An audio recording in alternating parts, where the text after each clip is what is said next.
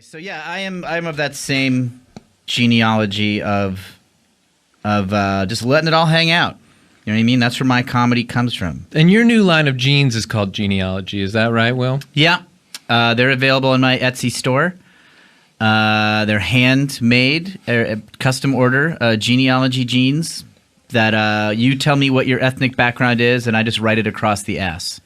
And Hayes, I just want you to know, since you're not here, that there is the loudest conversation I've ever heard happening right outside the door to the studio 35 minutes before the next group is supposed to be here. Is it Zach Levi? Let me guess. Is it Zachary Levi? It's Labine. It's Labine. Okay, I knew it was something. It is Labine. Something in that crew. I don't want to jinx it, but I think it's Labine. The volume is part of it. It's part of the thing for those guys. So, and in comes Levi, and he's trying to top him, and the two of them are having one of these where you each grab the higher part of the bat thing with their voices. Yeah, I think they may have heard us talking about nerd stuff. Which it called them. They have sort of a pheromonal response to being nerds themselves. Yes, it's something of a siren song. But you know that was when I met him. Yeah. And it's influenced me to this day. Wow. Hayes, I'm going to make some enemies for our show right now, and I know you didn't want to do that anymore, but I am going to step outside the studio and say, please talk quieter, because we've gotten here early before, and don't we talk quiet when we do that, Hayes? Yeah, I'd like it if you'd ask them to apologize on our show. Oh, that would be nice. Let me see if I can get that. Just a quick apology.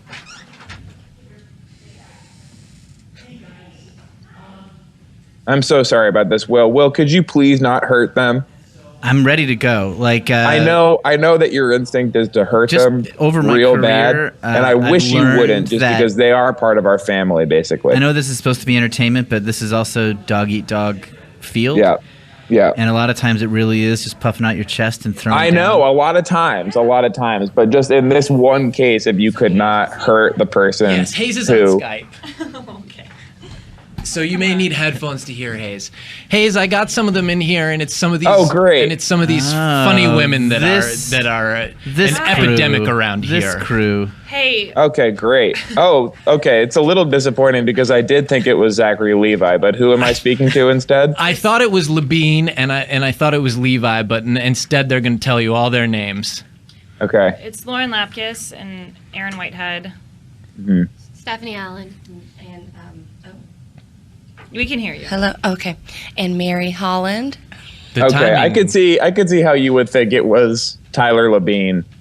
It's through a door. Honestly, we just came in here to apologize to Hayes because we were being really loud. Yeah, so we just wanted to apologize to him. Any of you want to say a quick thing about how Dave influenced you? Letterman? Yes.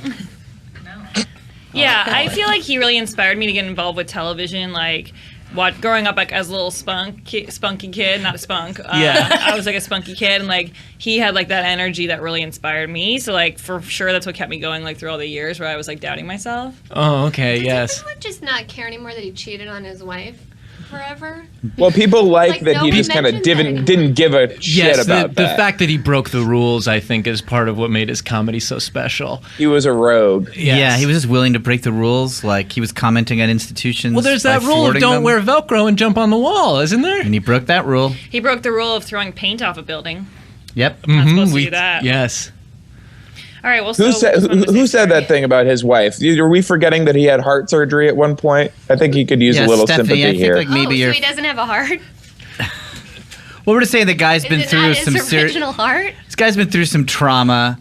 It can have a lot of side effects. Sometimes you after never heart know surgery, what you forget who you're are. married to or what that even means. I'm sure he didn't know. I'm sure he didn't really understand the implications of what he was doing. And that somebody. I think if he knew he was going to get caught, he probably never would have even done it. Yeah, that's to be remembered. Well, but even if you don't have a heart, even if you cheat on your wife, you can still inspire a spunk kid somewhere out there. And for me, who's doubting herself. Yeah, because I had so much doubt, and then I'd like watch the show. And Why? be like, well, I can't explain it. It's just how I was raised, man. So like, I was so much doubt in my heart, and then like. But you're so You were great. raised- Well, tell you me were that raised again. to have doubt. Yeah, man, because like you're just supposed to. You're supposed to be humble, and he just really taught me to just go for my dreams and not care what anyone thinks, and not get braces. I think when Dave cheated on his wife, I was like, that's hilarious. I was like, that is the funniest thing. I thought it was a stupid pet trick. Me too. I was like, oh, he's hosting a talk show, but he acts like he doesn't give a shit about the talk show, and that teaches us to laugh at talk shows.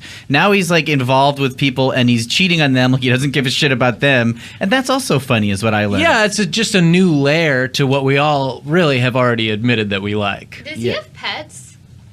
He has a son. He has a son that he treats like a pet. There was something Who's about really- that. One of Yeah. those people that's like really loving toward a pet. Yeah. and not the people in his life. Yeah, like if you saw him with a pet, he'd be like very like, oh, look, he was here. And Well, when it's I like it first all met comes Dave in the out. late 70s and he and I were doing stand-up together, he had a ton of jokes about dogs that were written by his then live-in girlfriend, Meryl Marcoux, but I actually gave him a number of those dog jokes. So I know that happened. So the jokes were written by his then living girlfriend, but you gave him the jokes. That's right. She would write them and give them to me on paper. And I was like, Dave, Meryl wants you to have these. And then he would do them. And I'd be like, well, you're welcome. But if she gave them to him directly, he would never read them. No way. Well, we just wanted to say sorry for being so loud. Yeah, sorry. So we're just really sorry about that. And Yeah, like, I'm looking at Brett here. My camera's trained on Brett, and he's Trained. starting to look very nervous. And also, like, he's trying to look very cool, I think, because of all there being girls A around. female energy, and it sort of very much changes the way Brett is just physically holds is that himself. so? Aaron, That you're not getting hat, in on this? for example, that little newsboy cap that he's wearing, he put on as soon as he heard there were going to be girls in the room. Well, He it's did working. not have it. We're all Erin really Whitehead. Erin horny. Whitehead, when did you first meet David Letterman? I don't know him. Uh-huh. Say don't know flashback him. to Right. and then the And year if I that you did- met him. Yeah. We would Yes. be fighting. And that was an influence on you? Yeah, Just- because I always knew what hypothetical fight we'd be in. Uh-huh. But tell Yeah. it like a movie, though. Like, we like to sort of use camera directions to describe meeting him. Most of our anecdotes begin with the camera direction. I do like to be Fade in. told how to tell a story. So, cut to Erin Whitehead in her bathroom. Uh-huh. She's brushing her teeth. Her hair Nice. is mussed up. It's been a long night. Ooh. David Letterman pops up in a thought bubble above her head. Go away, Dave. I'm trying to brush my teeth. Oh, what's going on, Erin? I thought we had a disagreement. Wow. God damn it, I'm in my bathroom, Dave. That was a perfect The impersonation. impression. That Yeah. impression was wow. I was like, Dave Letterman is It in was this like- room. that was right did now. anybody feel that? Yeah. And I was doubting That was myself amazing. right before it happened. Yeah. Yeah, and now you feel better. Yes. And now you feel And now I'm spunk. spunky. On that note, we have stuff to do, so Oh, Yeah. sure. Yes, So please do sorry. I gotta finish my donut. Well, thanks so much. And wild horses, everybody. Wild horses. Wild horses. Bye, Tyler. Hugely influenced Bye, Hayes. by the great man. Dave. And Mary really made a point of waving to Hayes on the computer screen. I take like my that. hat? Can I take my hat off? No one asked you to put it up. Yeah. Jesus, Brett. Well, I just Actually, you thought- know what? No. Can these- No, you have to No? keep your hat on. I can't function if you're being that casual. Not to. You should be with us, Brett. You should be thinking the same way as if you were trying to impress a date. So I think you should keep your hat on. Well, I'm staring at you through Skype. It is a little bit like we're having a fancy dinner together, or we're in a Right. bubble bath. Can we talk a little bit about Dave's infidelity? Because I was hugely influenced by that.